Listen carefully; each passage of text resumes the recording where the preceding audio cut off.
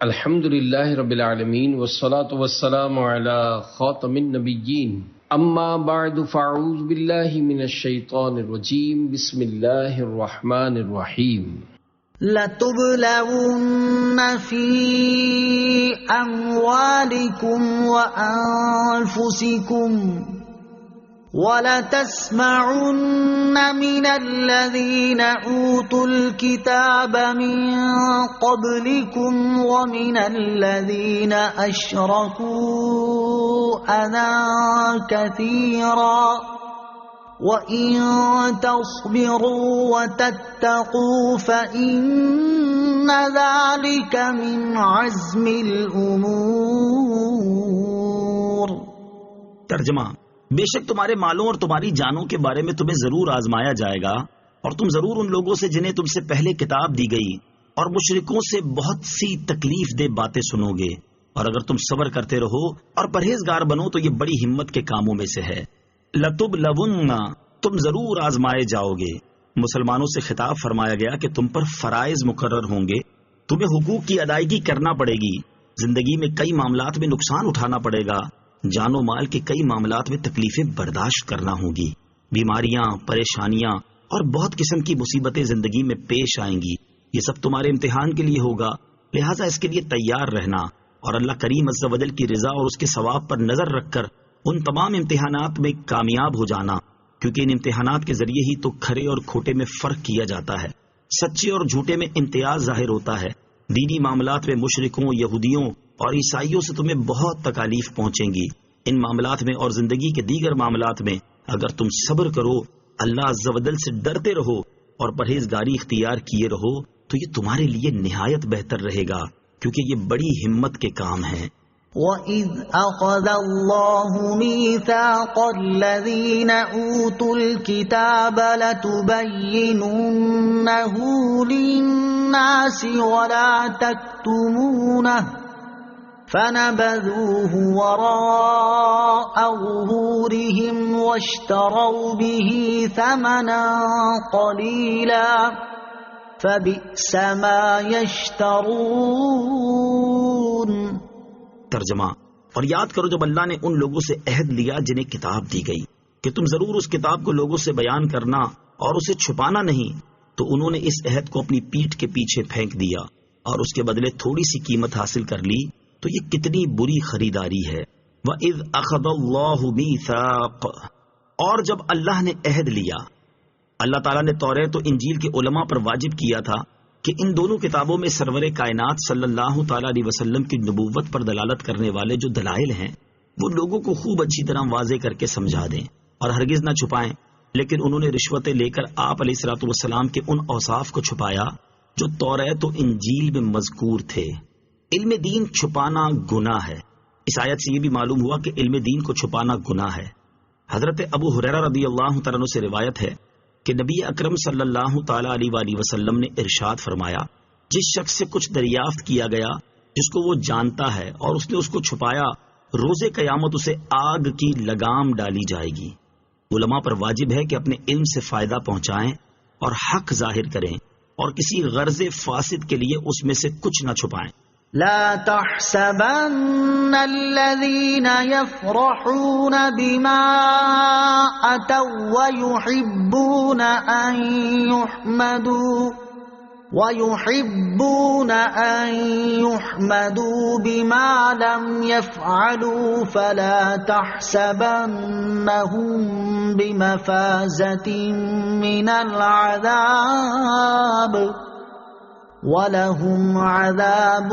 أَلِيمٌ۔ ترجمہ: ہرگز گمان نہ کرو کہ ان لوگوں کو جو اپنے اعمال پر خوش ہوتے ہیں اور پسند کرتے ہیں کہ ان کی ایسے کاموں پر تعریف کی جائے جو انہوں نے کیے ہی نہیں، انہیں ہرگز عذاب سے دور نہ سمجھو اور ان کے لیے دردناک عذاب ہے۔ لا تحسبن الذین یفرحون بما اتوا، ہرگز گمان نہ کرو ان لوگوں کو جو اپنے اعمال پر خوش ہوتے ہیں۔ یہ آیت ان یہودیوں کے بارے میں نازل ہوئی جو لوگوں کو دھوکہ دینے اور گمراہ کرنے پر خوش ہوتے اور نادان اور جاہل ہونے کے باوجود یہ پسند کرتے کہ انہیں عالم کہا جائے۔ خود پسندی اور حب جاہ کی مذمت۔ اس آیت میں خود پسندی کرنے والوں کے لیے وعید ہے اور ان کے لیے جو حب جاہ یعنی عزت، تعریف، شہرت کے حصول کی تمنا میں مبتلا ہے۔ جب کسی شخص کے دل میں یہ آرزو پیدا ہونے لگے کہ لوگ اس کے شیدائی ہوں، ہر زبان اس کی تعریف میں تر ہو، سب میرے کمال کے معترف ہوں، مجھے ہر جگہ عزت سے نوازا جائے، عالم نہیں ہوں پھر بھی علامہ صاحب کہا جائے، ملک و قوم کی کوئی خدمت نہیں کی پھر بھی معمار قوم کہا جائے، نجات دہندہ سمجھا جائے، محسن قوم قرار دیا جائے، میرا تعارف بہترین القابات کے ساتھ ہو، ملاقات پرتپاک انداز میں کی جائے، سلام جھک کر کیا جائے، تو اسے چاہیے کہ اپنے دل پر غور کر لے کہ کہیں وہ حب جاہ کا شکار تو نہیں ہو چکا۔ اگر ایسا ہو تو اس آیت سے سبق حاصل کرتے ہوئے فوراً سے پیشتر اس سے چھٹکارے کی کوشش کرے۔ یاد رکھیے، خود پسندی اور حب جاہ کے مرض میں مبتلا شخص اخروی انعامات سے محرومی کا شکار ہوتا ہے، اور دل میں منافقت کی زیادتی، قلبی نورانیت سے محرومی، دین کی خرابی میں مبتلا ہو جاتا ہے۔ نیز برائی سے منع کرنے اور نیکی کی دعوت دینے سے محرومی، ذلت و رسوائی کا سامنا، اخروی لذت سے محرومی، قلبی سکون کی بربادی اور دولت اخلاص سے محرومی جیسے نقصانات کا سامنا کر سکتا ہے۔ لہذا اسے چاہیے کہ دنیا کی بے ثباتی، تعریف پسندی کی مذمت، منصب و مرتبے کے تعلق سے اخروی معاملات اور بزرگان دین کے حالات و اقوال کا بکثرت مطالعہ کرے تاکہ ان مذموم امراض سے نجات کی کوئی صورت ہو۔ ترغیب کے لیے ہم یہاں خود پسندی اور حب جاہ سے متعلق چند احادیث اور بزرگان دین کے احوال و اقوال ذکر کرتے ہیں۔ چنانچہ حضرت جندب رضی اللہ تعالیٰ عنہ سے روایت ہے، بخاری شریف کی حدیث ہے کہ نبی کریم علیہ الصلوۃ والسلام نے ارشاد فرمایا، جو شہرت طلب کرے گا قیامت کے دن اس کے عیبوں کی تشہیر ہوگی، اور جو شخص لوگوں کو دکھانے کے لیے عمل کرے گا اللہ تعالیٰ اسے اس کا بدلہ دے گا۔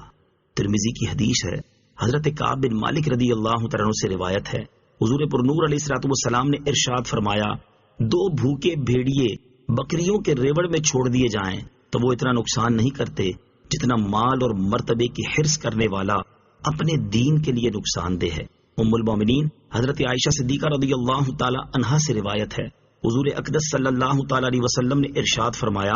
اگر خود پسندی انسانی شکل میں ہوتی تو وہ سب سے بدصورت انسان ہوتی۔ حضرت حسن بن علی رضی اللہ تعالی عنہما سے مروی ہے، نبی اکرم صلی اللہ تعالی علیہ وسلم نے ارشاد فرمایا، خود پسندی 70 سال کے عمل کو برباد کر دیتی ہے۔ حضرت ابوبکر صدیق رضی اللہ تعالیٰ عنہ خود پسندی سے بہت زیادہ ڈرتے تھے، اور جب لوگ آپ کی تعریف کرتے تو آپ دعا مانگتے، یا اللہ عز و جل مجھے اس سے بہتر بنا دے جو کچھ یہ کہتے ہیں اور جو کچھ یہ نہیں جانتے میرا وہ عمل بخش دے۔ اسی طرح جب لوگ حضرت عمر رضی اللہ تعالیٰ عنہ کی تعریف کرتے تو وہ دعا مانگتے، یا اللہ عز و جل میں اس چیز کے شر سے تیری پناہ چاہتا ہوں جو کچھ یہ کہتے ہیں، اور تجھ سے اس عمل کی بخشش چاہتا ہوں جس کا انہیں علم نہیں۔